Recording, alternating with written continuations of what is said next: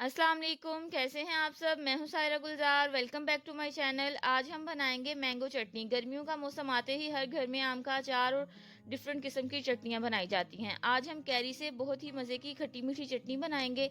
Channel पर नए हैं सब्सक्राइब ज़रूर कीजिएगा। वीडियो अच्छी लगे इसे लाइक करें। तो चलें अपनी मज़ेदार सी चटनी की रेसिपी स्टार्ट करते हैं। आम की चटनी बनाने के लिए आधा किलो कच्चे आम मैंने लिए हैं, जिनका छिलका उतार लिया। अब हम इसकी कटिंग करेंगे, बीच में से गुठली निकाल लेनी है। आप चाहें तो इसको छिलके के साथ भी बना सकते हैं। ध्यान रहे जब भी आप चटनी बनाने के लिए आम लें तो कोशिश करें कि थोड़े से सख्त वाले हों, नरम ना लें। सारे जो आम हैं उनको मैंने छील लिया। अब हम इसकी कटिंग करेंगे।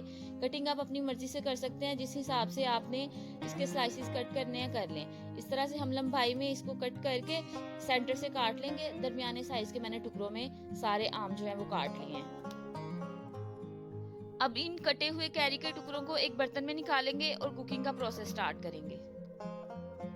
एक पैन में तकरीबन 3 गिलास पानी डाल के मैंने चूल्हे पे रख दिया था। इसमें 2 तेज पत्ते ऐड करेंगे और साथ में 3 से 4 लौंग शामिल कर दें। अब इसमें हम अपनी कटी हुई कैरी डाल के कुक करेंगे। बहुत ज्यादा हमने इसको नहीं पकाना, हल्का सा सॉफ्ट करेंगे। हाफ टी स्पून हल्दी जाएगी और टेस्ट के लिए इसमें हाफ टी स्पून नमक ऐड करेंगे। आप अपने टेस्ट के अकॉर्डिंग कम या ज्यादा कर सकते हैं। सारी चीजों को मिक्स करेंगे और कवर करके 7-8 मिनट तक हल्का सा सॉफ्ट होने तक हमने पकाना है। बिल्कुल कैरी को गलाना नहीं है। अब इसको कवर कर देंगे और मीडियम आंच पे पकने देंगे। तकरीबन 7 से 8 मिनट तक हमने इसको कुक किया है। अब हम चूल्हा बंद करेंगे और पानी से कैरी को अलग कर लेंगे। ये पानी आपने वेस्ट नहीं करना।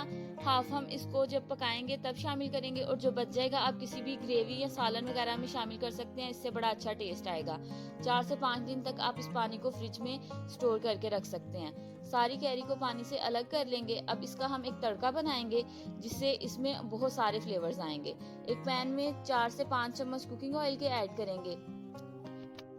जैसे ही तेल थोड़ा सा गर्म हो जाता है इसमें मसाले डाल के पकाएंगे।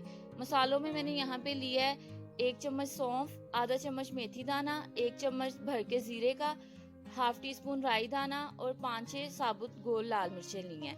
आप मिर्चें कम या ज्यादा कर सकते हैं। मसालों को हमने हल्का सा फ्राई करना है। जैसे ही इनमें से खुशबू आने लगेगी और रोस्ट हो जाएंगे, इसमें हम पकी हुई कैरी शामिल कर देंगे।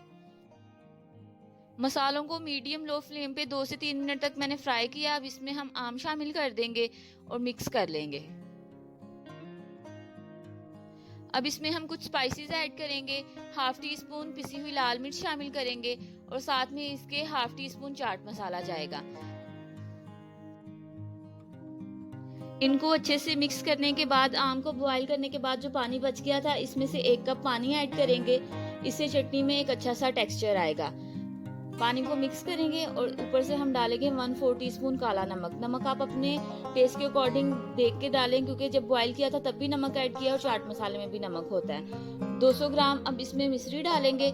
ये हेल्थ पॉइंट ऑफ व्यू से भी बड़ी अच्छी होती है और इससे चटनी का जायका जो है वो भी बड़ा अच्छा आएगा। अगर आपके पास मिश्री ना हो तो आप इसमें चीनी भी डाल सकते हैं, गुड़ या शक्कर का इस्तेमाल भी कर सकते हैं। इसको अच्छे से मिक्स करेंगे और कवर करके 2 से 3 मिनट तक पकाएंगे, जब तक जो ग्रेवी है वो थिक नहीं हो जाती। 4 से 5 मिनट बाद हम इसको खोल के चेक करेंगे। अब देख सकते हैं चाशनी से चटनी जो है वो थिक हो गई है। इतनी ही कंसिस्टेंसी हमें चाहिए, क्योंकि पकने के बाद जब ये ठंडी होगी तो ये थोड़ी ज्यादा थिक हो जाएगी। अब चूल्हा बंद करेंगे और इसको डिश आउट कर लेंगे। चटपटी सी खट्टी मीठी आम की चटनी तैयार है। 15 से 20 दिन तक आप इसको स्टोर करके रख सकते हैं, ये खराब नहीं होगी। रोटी के साथ, पराठे, चावल, पूरी के साथ इसको एंजॉय करें और मुझे फीडबैक दीजिएगा कि आपको ये रेसिपी कैसी लगी। वीडियो अच्छी लगी हो इसको लाइक करें, शेयर करें और मेरे चैनल को सब्सक्राइब करना मत भूलिएगा। बहुत जल्द मिलेंगे एक नई रेसिपी के साथ। तब तक अपना बहुत ख्याल रखिए और मुझे दुआओं में याद रखिएगा। अल्लाह हाफिज।